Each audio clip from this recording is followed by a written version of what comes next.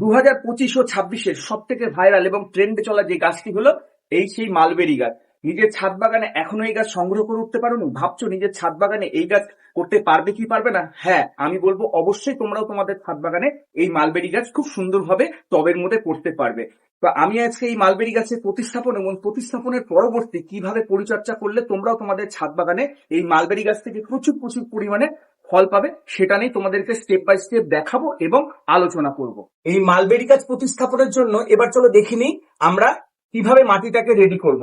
এখানে দেখো গামলার মধ্যে দেখতে পাচ্ছ, এখানে আমি 40% নিয়েছি তোমার গার্ডেন সয়েল নিয়েছি, 40% নিয়েছি এখানটাতে 1 বছরের পুরনো গোবর সার, এবং গোবর সার যদি তোমাদের কাছে না থাকে তোমরা অবশ্যই ভার্মি কম্পোস্ট ব্যবহার করতে পারো। তার সঙ্গে নিয়েছি 20% লাল বালি।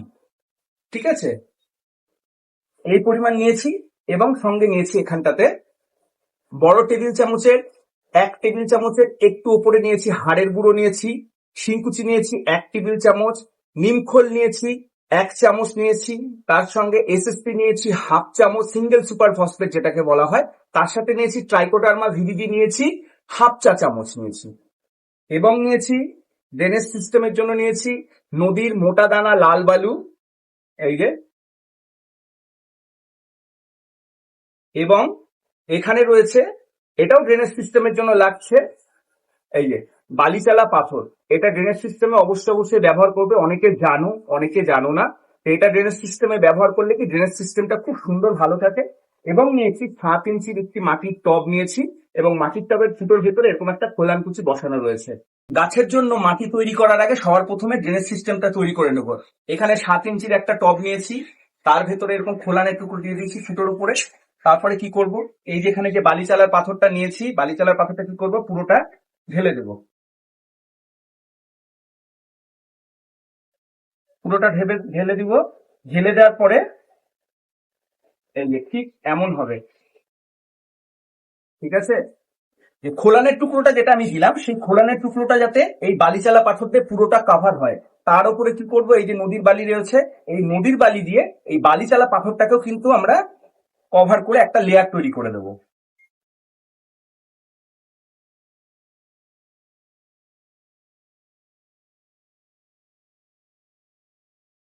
এই সুন্দরভাবে একটা লেয়ার তৈরি হয়ে গেছে ভেতরে। এবার কি করবো, চলো মাটিটা তৈরি করে নিই।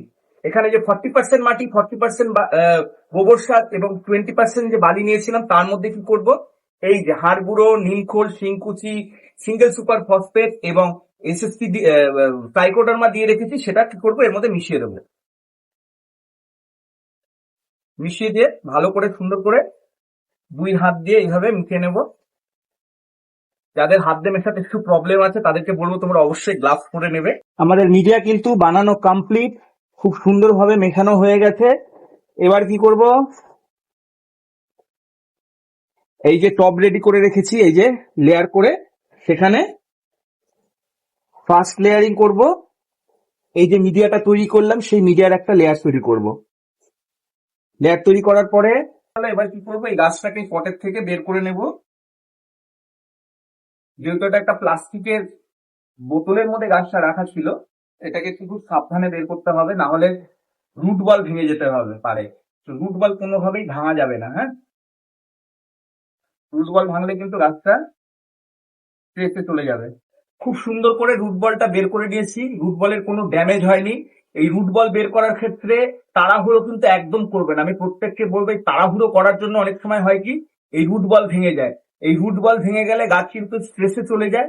সেই ক্ষেত্রে অনেক সময় দেখা যায় অনেক নতুন বাগানি যারা তোমরা রয়েছে সেই গাছটাকে বাঁচাতে পারো না। তো সেই ক্ষেত্রে বলবো, গাছ থেকে যখন তোমরা গ্রো ব্যাগ, গ্রো পট বা প্লাস্টিকের বোতলে এরকম ধরনের কোনো গাছ যখন তোমরা পাবে, সেই ক্ষেত্রে খুব ধীরে ধীরে সেটার থেকে ওটাকে বের করার চেষ্টা করবা। এবার এখানটাতে মাটি যে তৈরি করে রেখেছিলাম, তার ফার্স্ট লেয়ারিং করার পরে গাছটাকে ঠিক মাঝ বরাবর বসাবো। বসানোর পরে এখানে যে মিডিয়াটা তৈরি করে রেখেছি, সেই মিডিয়াটা দিয়ে ভালো করে ভরে দেবো।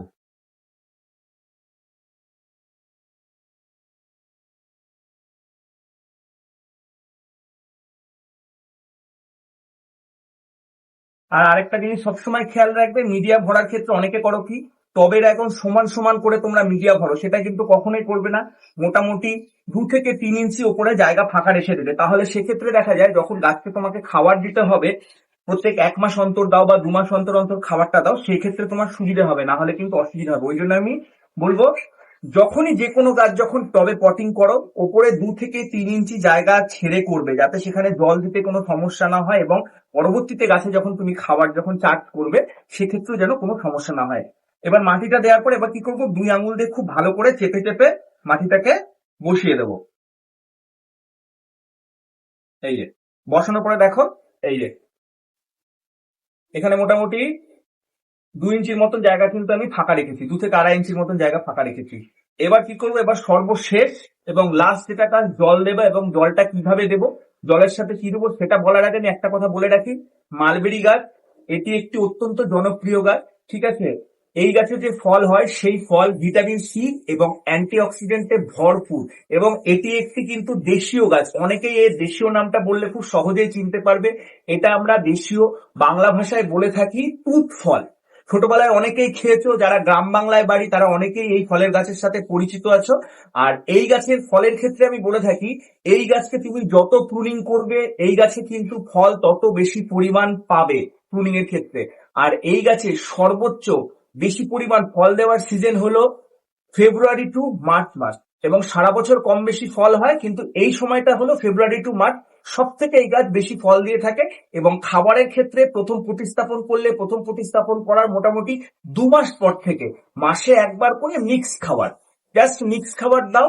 আর প্রয়োজন বুঝে গাছকে প্রুনিং করো, আর কিছু দরকার নেই। আমি এই 7 ইঞ্চি পটে এবার এর মধ্যে পটিং করলাম, একে কিন্তু এবছর আমি এতেই রেখে দিব। সামনের বার ঠিক ফেব্রুয়ারি মাসের প্রথমের দিকে একে কিন্তু আমি রিপটিং করব।